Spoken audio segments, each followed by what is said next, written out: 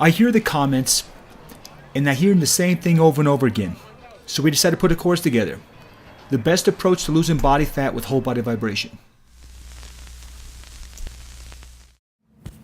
What my purpose, I believe, is because doctor in Latin means teacher, is that I wanted to learn for myself how I can affect my body fat without having to go on these crazy, rigorous diets where you're eating foods that you gotta force yourself to eat. I don't want this. I've done this in the past. It's just a pain in the butt. I'd rather just incorporate something as a lifestyle which will allow me to maintain the weight I want to do and get better, not to ever think about calories and all this other stuff. This is when I came across a couple at my gym, and they were the best shaped couple I've ever seen. I mean, they are the top 0.001% when it comes to muscle leanness, low body fat. Everything is lined. And when I was talking to them, I asked them, like, how are you staying in close to competition shape year round? And the first thing they said, oh, we do intermittent fasting. I'm like, I heard of that. I've always been afraid of fasting. I thought fasting, I'd lose too much muscle. I thought starvation is bad. You know, everything I've learned is that eating 3 to 4 small meals a day and then snacks in between is considered ideal.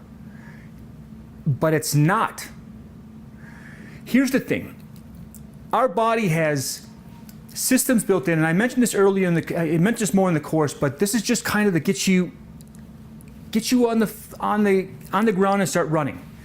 Our body will roughly store between 150 to 200 grams of carbohydrates inside the cells, which is not much. I mean, that's the size of a big apple, or an apple and a banana. That's all the body stores. All the rest needs to get used up before it goes through the process where it gets genetically changed, or not genetically, but gets molecularly changed, and then it becomes a fat acid.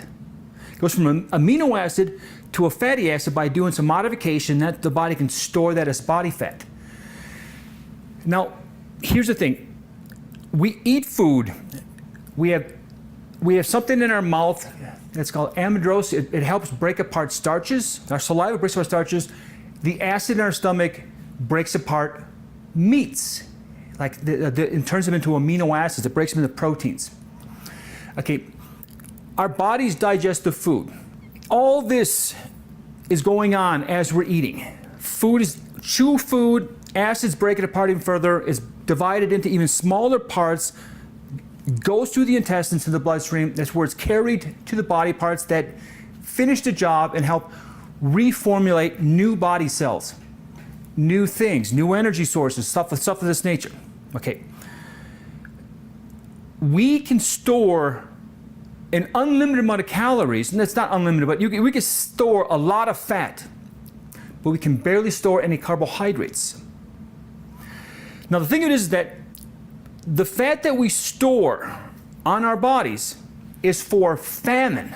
The body knows that it has to have a backup system for the moments that were common in our at the beginning points of men walking around and doing what humans do.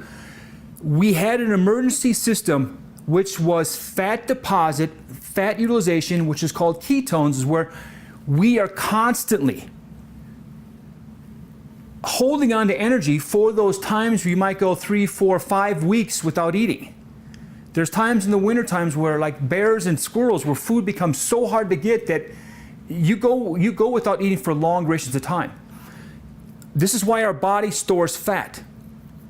Now here's the thing.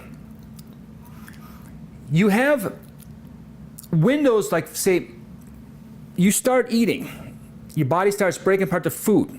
The moment you stop eating, because there's roughly 3.5 to 4 hours between when the stomach is then emptied, and most people that are eating more often than every 4 hours, they're eating every 3 hours, every 2 hours, snacking. So their stomach's always digesting food. So there's always a fresh supply of glucose or blood sugars, new fatty acids from the food we're consuming, proteins and things of this nature. Now, your body is not going to go into the emergency reservation or reservoirs to pull fat out when it has all this abundant amount of energy inside the stomach that is being broken down and distributed through the body. It's when you start doing feeding and fasting windows and you understand that you don't want to go in starvation. That's when your body will actually go into a panic mode and will start actually burning proteins to hold the fat for as long as until it's for the last resort. But through a short fasting window, when the carbohydrates get low and they start going below what's called, it's between like 80 to 140 is the measurement for blood sugar in the normal range. Anything above, like when you start sitting at at 120s, 130s, 140s, that's when you're starting to look at possible type 2 diabetes. And if you're like that at birth, then it might be type 1, but I don't want to go into diagnosing diseases. That's not important. Okay, here's the thing. Our bodies only use stored adipose tissue, like the fats that are adhered to the adipose tissue, the specialized cell that holds on the fat. Those cells release fatty acids only when the body is in a fasting state. The trick between losing body fat and not losing body fat is actually, it's like you could be not losing body fat, not losing body fat, not losing body until you hit this threshold by this. But once you hit through this, your body's then burning body fat. The problem is that unless you know where this line is or why this line exists or how to get to that line and get underneath it, underneath the 100, what's that, whatever, I got to look at the nomenclature, that's not important. You need to get your blood sugar to start going into the double digits, not the triple digits. Once it goes down there, your body slowly starts pulling fatty acids off the adipose tissue. Only after the stomach has been emptied and the food has already gone through the small intestines, where it then goes to the big intestines, large intestines, where it's just going to separate the water and some of the vitamins and minerals and things of this nature. Also, what you need to understand is that if you're on this and it's not working, you got to understand so you can problem solve. You need to problem solve. The reason why I'm designing this course is I want to weed through all the basement dwellers, all these so-called experts that probably live in their mother's basements, 40-year-old virgins, or whatever you want to call them. There's a lot of those people that they're just good at typing. They'll sit down there, they'll type, and they'll take pictures off the internet. You'll never see them talking on camera like I am right here. They don't have no credentials unless they make them up.